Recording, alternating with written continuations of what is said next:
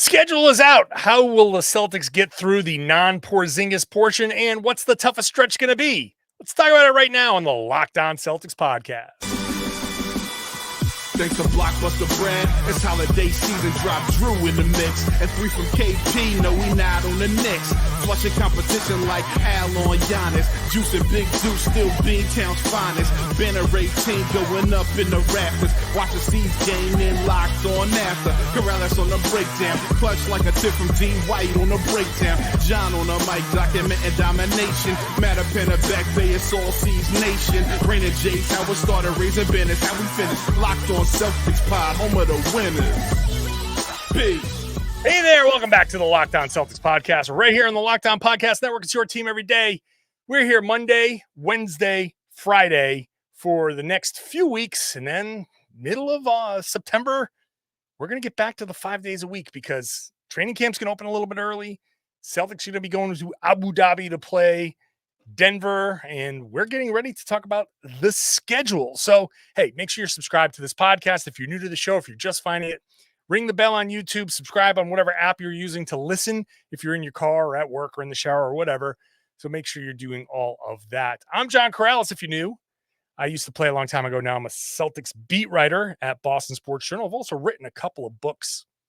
Built Different is the latest one. It commemorates Banner 18. So go find that wherever you get your podcast. Today's episode is brought to you by Game Time. Download the Game Time app, create an account, use the code LOCKEDONNBA for $20 off your first purchase of last-minute tickets. Let's talk about this schedule, and let's do it with our buddy, our pal, our good friend, Tom Westerholm. It's me. How you doing? I'm good, man. How are you? Oh, I'm great. This is the Friday show. That's right. Getting ready for the weekend. Schedule is out. Start to look at planning some trips, planning some, it's okay. Where are we going to go? When are we going to go? Well, all right. It's a good time. Let's do some planning. Yeah. So, schedule is out, Tom. What do you think about games? Games are being played. Games. Yet again. Another NBA season. They keep doing it. They keep playing games. They simply will not stop doing games. No. You'd think once the Celtics won a championship, they'd be like, okay, we got it. It's a wrap. Yeah. Thank you, everybody. Simply cannot let them get to 19. That's they're just going to keep letting them play and continue what is it? Maybe when they get to 20. Yeah. Celtics win 20 championships, the NBA is going to be like, okay. They win the NBA. That was it. You win the NBA when you get to 20. That's I think that's in the original charter. First to 20 wins the NBA. You and I have talked about this. We thought they were going to regret it when they put that in the CBA. Yeah. That whoever gets to 20 wins. But, we're bumping up right against it. It's tough. We're right there. Who knew the Elam ending was going to come into effect? Yes. The Elam end of the NBA. All right. So, okay. So, I don't know where to start on this. I mean, it's fun because you were joking around before. It's like, there's going to be some hard stretches, going to be some not so hard stretches. I think the biggest piece here of the schedule release is obviously how does October, November, December look?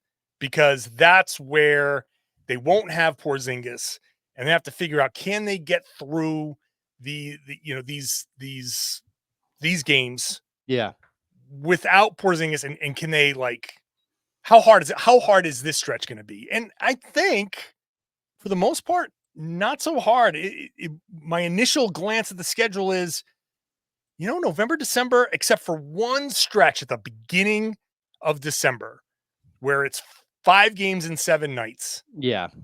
But aside from that, not a bad stretch. If you're putting together a schedule for the Celtics, they're going to have to play some teams. It's going to be like a normal NBA schedule, but how can you make it kind of easy, kind of home heavy, not a ton of tough competition.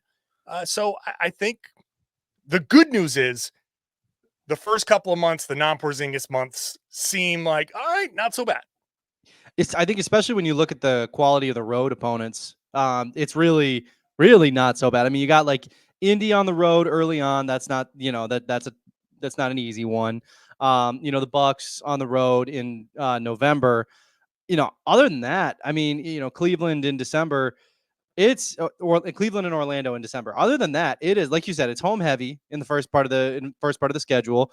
And there's just, I don't want to, I mean, you can lose to anybody on any given night, but there's a lot of winnable games on the road. And then then there's a lot of games at home. Like I agree with you. I think the non-Porzingis portion of the season is actually set up pretty nicely for the Celtics. And I think, I mean, and that echoes down the roster, right? Like that's not just a non-Porzingis stretch. That's hey, can we make sure that Al isn't playing too much? And like when you look at this schedule, it's like, okay, so November 1 and 2 they play Charlotte. I think Al could sit at least one, maybe both of those games, right? Like and then like even the back-to-back situation really isn't that bad in like November. I think there's 3 of them, and they're all kind of like spaced apart a little bit. Yeah, it's really pretty kind. And I mean, I think we'll get into, when we start talking about the toughest stretch, we'll get into where it starts to heat up just a wee bit. But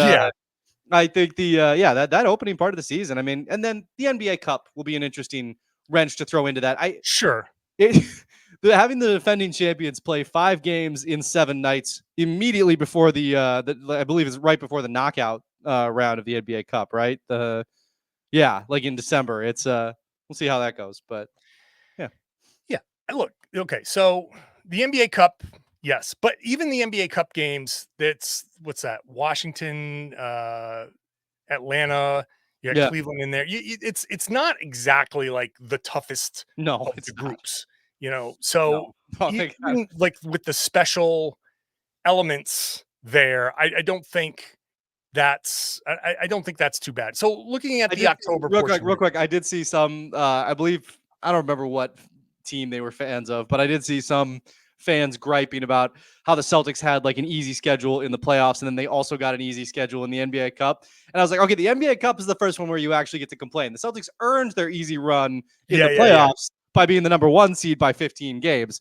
The NBA Cup, that's a little cushy. I'm not gonna I'm not gonna lie about that one. That one, random draw, but hey, that's how it goes. Yep. Okay, let's take this turn left. Do people care? Are people actually caring about the NBA Cup to a point where like, oh man, the Celtics got an easy schedule?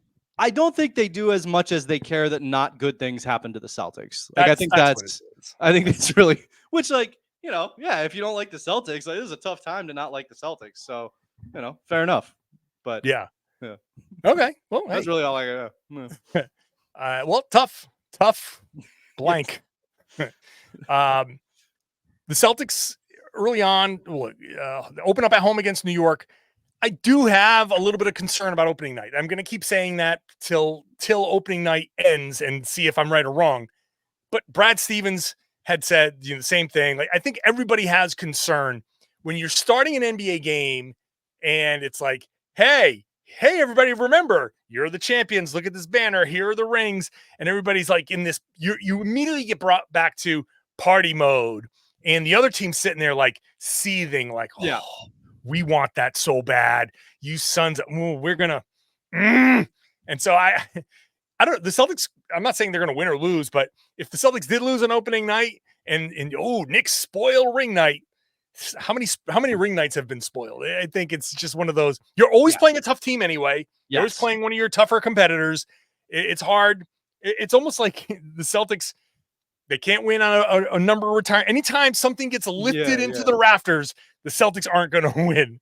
So, hey, savor the flavor at the opening, and then just kind of be like, and everything else is gravy. As always, like, and we've been on this train. Like, enjoy everything that you can about, like, enjoy calling everybody, enjoy calling yourselves the defending champions. Enjoy all of it, because I mean, there's a very good chance that ring night goes south. It happens fairly often. I also think how mad is the NBA that the Knicks didn't kind of take care of business and that they didn't get a Celtics Knicks playoff series. Like, that's opening night of the NBA schedule. They're just like, it's not Like, it's definitely not going to be like Celtics Pacers or anything like that. Like, that's not a heated rivalry. Those are two teams who are No. like, yeah, I respected those guys. They're pretty good. Like, it's like there's no heat there. But like Celtics Knicks.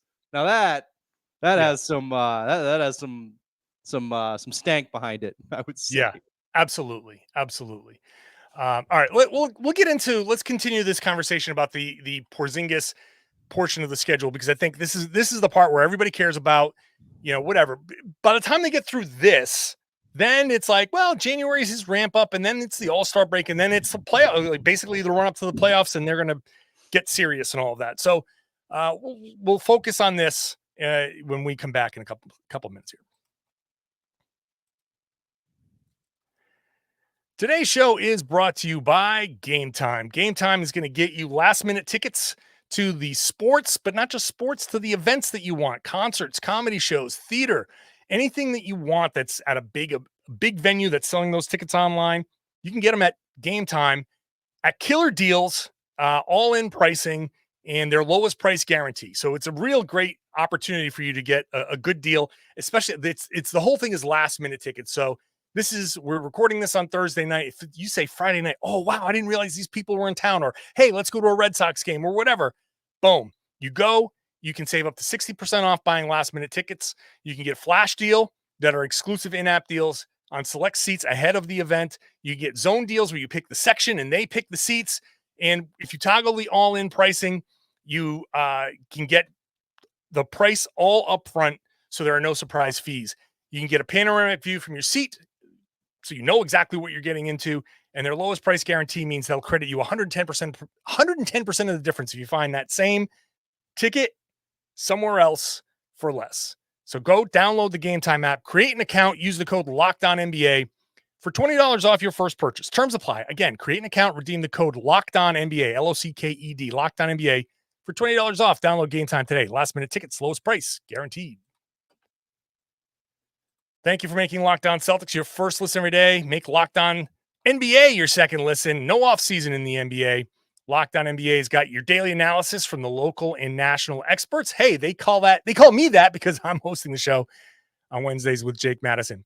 Check it out. We're keeping you informed. We're keeping you entertained all summer long. Available on YouTube, wherever you get your podcasts. It's part of the Locked On Podcast Network, your team every day. All right, Tom.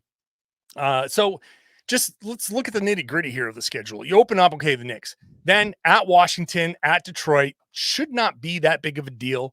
Home against Milwaukee, that's tough. On the road against Indy, that's tough. There's a road trip there, but at Charlotte twice, like you mentioned before, at Atlanta, not that difficult. Although, back to back in the same city. Yeah, but easy travel though. Like, Charlotte to Atlanta, you're not changing time zones or anything. Yeah. It's a 3 and 4 night, but you should be able to, it's not that bad. Although I do find it funny. Everybody will accept the fact, like, oof, beating a team twice in a row like that, that's not going to be easy. But when the Celtics don't sweep a playoff series, people are like, I can't believe they didn't sweep this team. Like, bro, that's twice as much as the thing that we normally say, oh, Charlotte, in Charlotte, 2 games back-to-back in Charlotte, and people, you're going to hear people say, oh, it's always tough to win 2 in a row like that. Yep.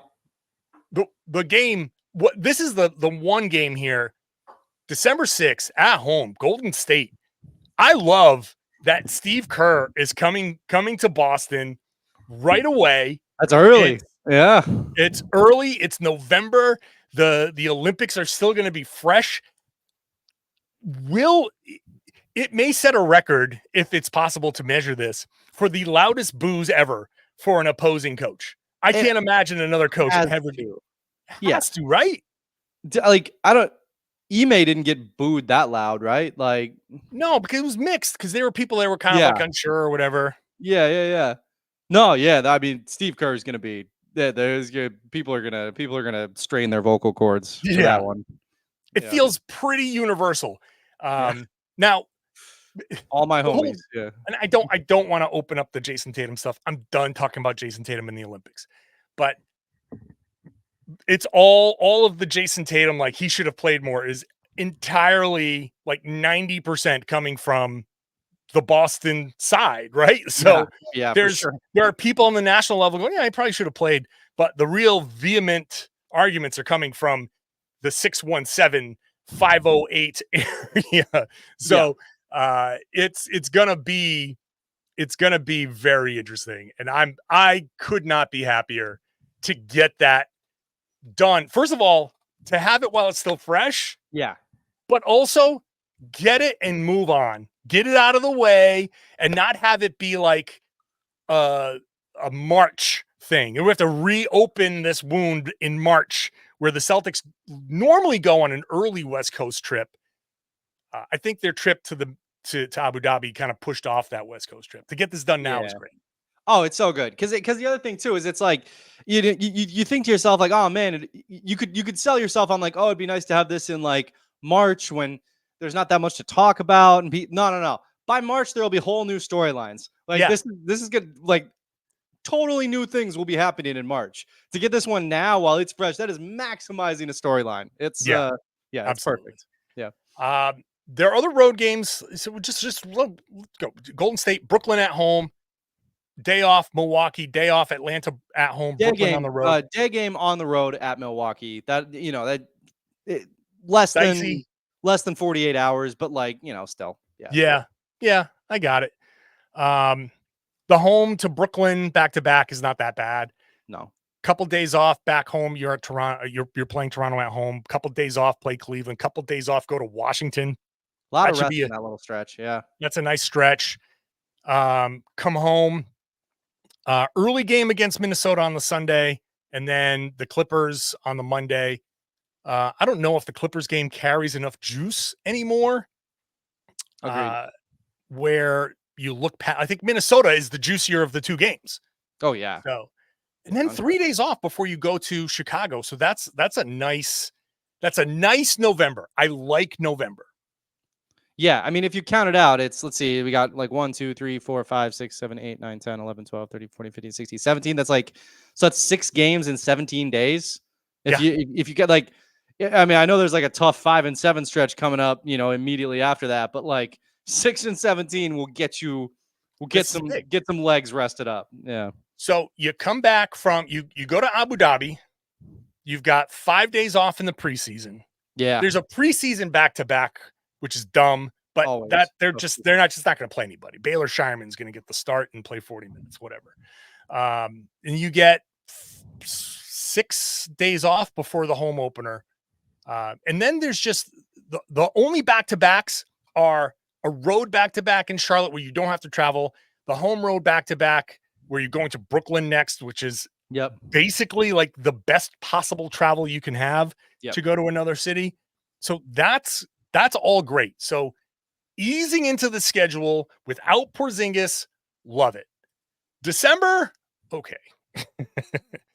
December, we get into the toughest stretch, but there's also the NBA Cup in the middle of it. So who knows how this is going to go, but the first week of December is the absolute toughest week of the season.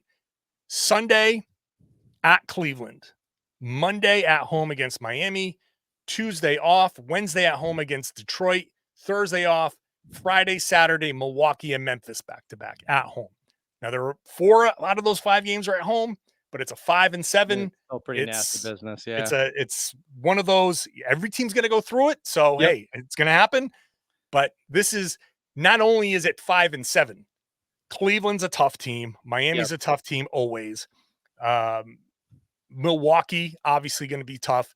Memphis, I assume they're going to be tough because they're going to be pretty healthy. John Morant's going to be back. That's Marcus Smart potentially being healthy and back in Boston. He's going to have some motivation. That's not going to be easy. So, and then Detroit, who knows what Detroit's going to be?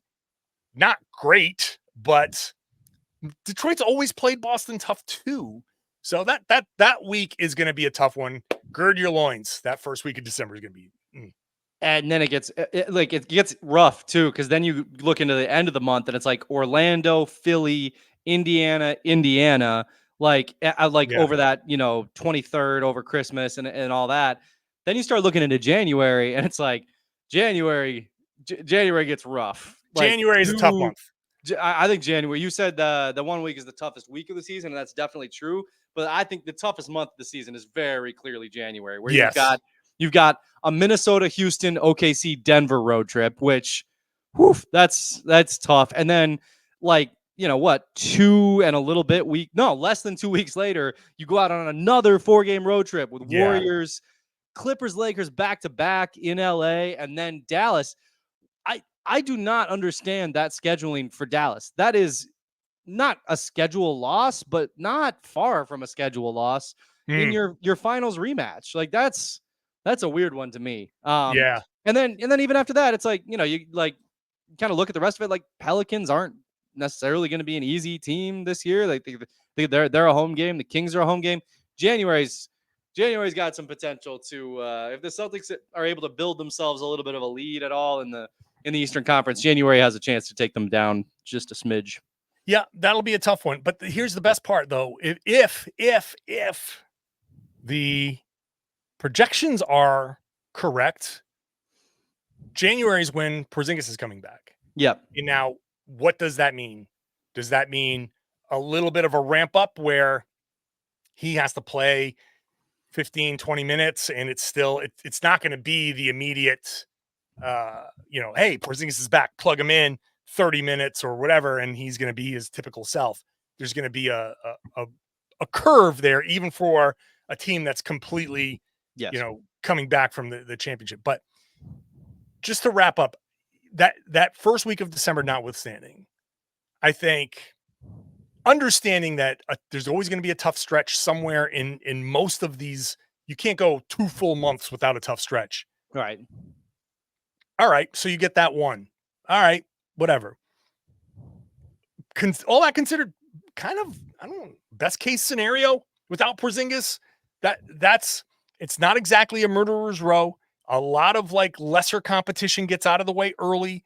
It gives you an opportunity to you only face Philly once before, in that stretch, Orlando once, you're not facing a ton of tough bigs until January starts. So I like where the Celtics are having to muddle their way through without Porzingis. I just like that beginning of the season. Yeah. All right, let's get into this January and this tough stretch, and then we'll try to figure out how they can. However, will the Celtics make it through this stretch of games? That's coming up in just a second. Today's show is brought to you by FanDuel. Make every moment more. Go to FanDuel this summer. Every single one of you, whether you're new to FanDuel, whether you've been at FanDuel, you get a booster or a bonus every single day. So you open up the app, you check it out, you get that booster bonus. So there's something for everybody every day, all summer long. You go check it out. The NBA odds are out opening night. Celtics are 5.5-point favorites over the New York Knicks. We talked about this earlier. I don't know about that 5.5 points. That's a tough one. But hey, look, maybe you've got confidence in the Celtics and you want to give the points. Maybe you're going to say, hey, that hangover's still going to be there. You want to give them away. You want to, whatever, however you want to do it. Go to FanDuel.com, check it out.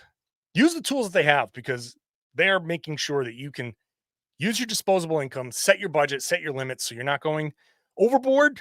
It's always good to kind of set your limits ahead of time and have some fun because it can be fun at FanDuel. FanDuel is the official sports betting partner of Major League Baseball.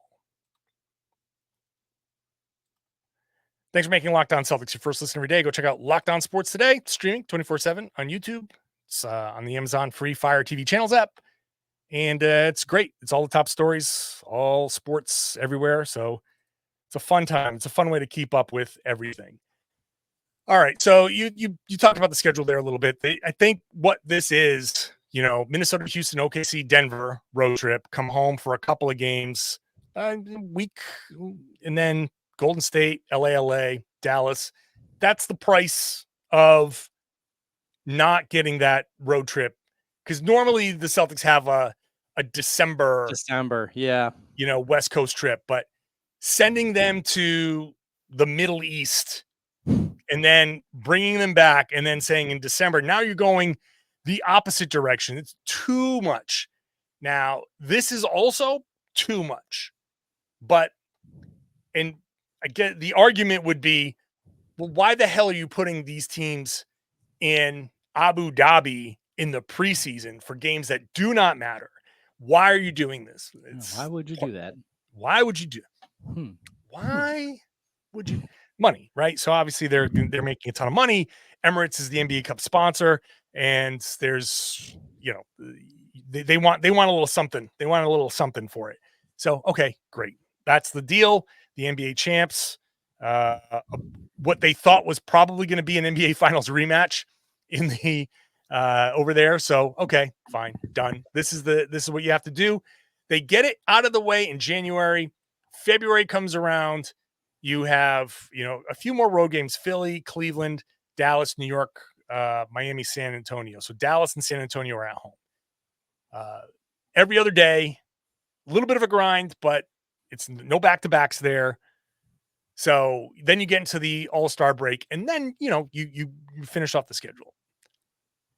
January, with how many games are we looking at here? 16. There's 16. Okay, so 6 at home, 10 on the road. You just kind of hope that they can get through 10-4 or 10-6, you know. That'd be great. Yeah. 10-6 would be like, okay, fine. Look, I don't think the Celtics are going to win 64, 65, 66 games. You know, I just don't think that they're going to do that again. It's going to be tough to start the season without Porzingis. I think there's going to be a little bit of a championship hangover. And also the Celtics understand they can win on the road, you know, regardless of the competition in the playoffs. Winning on the road is difficult, and they kept doing it. They can win on the road. They're good on the road. They've been good on the road for a while now. So if for some reason January sinks them to the 2nd or 3rd seed and they never quite recover, so what? So what? And I know Joe Mazzulla is very competitive, and they probably want the top seed just because they're not going to go in planning to fail. Correct. So their goal is the top seed. But I think from Brad Stevens' perspective, from the, you know, when you take Joe Mazzulla out of the locker room and put him into that office with Brad and the owners and all of that stuff, and they're like, okay, it's not a big deal. We're good. Celtics finished with the 2nd seed, the 3rd seed.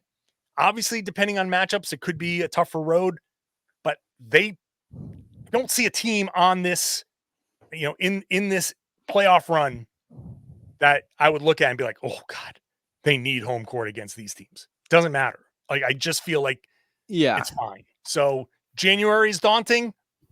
Just get through it. Don't overreact. Fans don't overreact, but also team don't overreact when there's a little bit of a losing streak there, because that's where it could happen.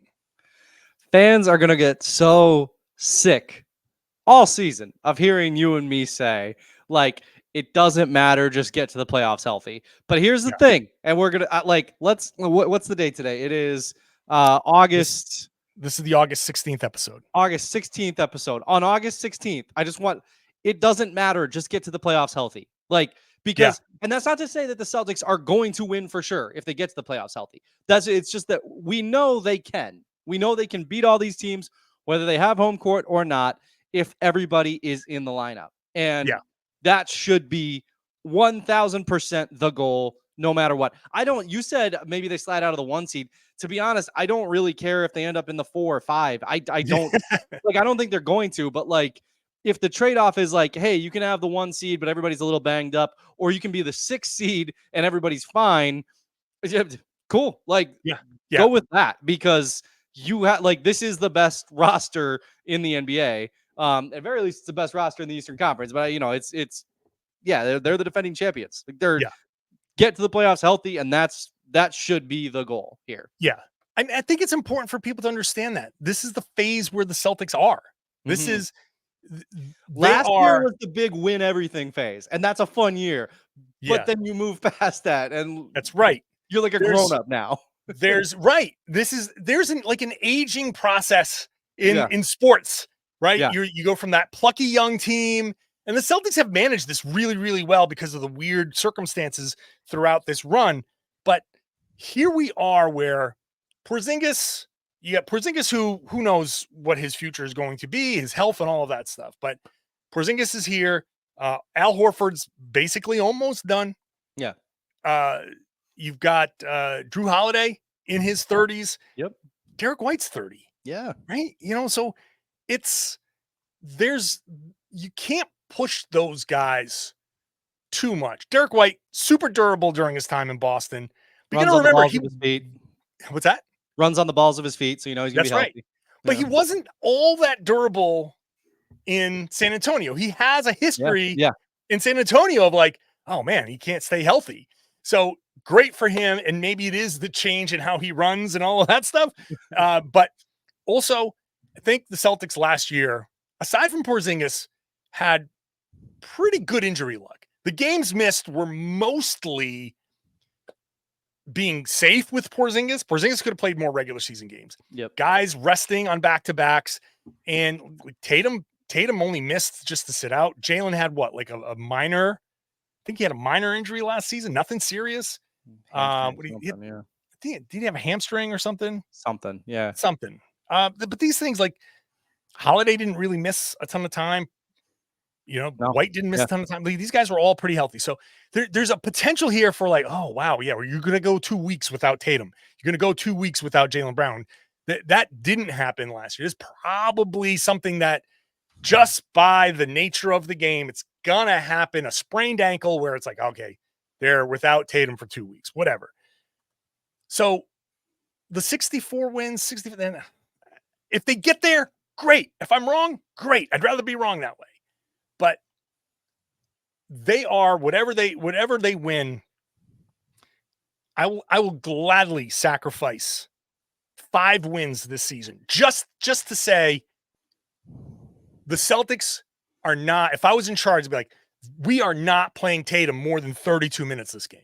Whatever it is, he is on a strict. He comes in at this time. He comes out at this time, and no. Hey, the game's within 4 in the final 2 minutes. Doesn't matter. Doesn't care. This is your rotation. These are the minutes. We're sticking to it because we trust this is a championship team. They know how to win. The team is getting older. We're at the first. We've just stepped onto that first step of this team is starting to get a little older. Your 2 stars are in their prime, but the rest of the supporting cast is starting. There's a lot of them that are starting to get just, okay, let's just, and I don't want to tax Tatum. I don't want to push my luck with those guys either. And the other nice thing about where you're at with is that now you're at a point where you can start to really trust these guys, right? Where it's like, it's like you don't have to get them every single advantage, such as home court and, yada, yada, like all the way down. It's like, no, like you can trust that, these guys are winners. That this group is a big winner, and just let this group, trust that this group, when it gets to winning time, is going to get it done, or is going to be at least in a good position to get it done. Like you can just trust them now, and I think that's really important. So we'll see how it goes. And a part of being an adult NBA team. Also, that's right. Part of being a grown up. Just to wrap up the schedule portion of it, they start March with a very home heavy portion, and they end it on the road a whole lot. One more road trip: Utah, Portland, Sacramento, Phoenix, San Antonio, Memphis. That's I think the longest road trip that they're on. Yeah, that's a long one. But that's coming off of 1, 2, 3, 4, 5, 6 games at home, 6 in a row at home, and 7 out of 9 at home. So they play 7 out of 9 at home with a really tough back-to-back, by the way. March 14th and 15th at Miami at 7 p.m., then at Brooklyn at 6 p.m. So that is a sneaky long flight. That's not a short flight.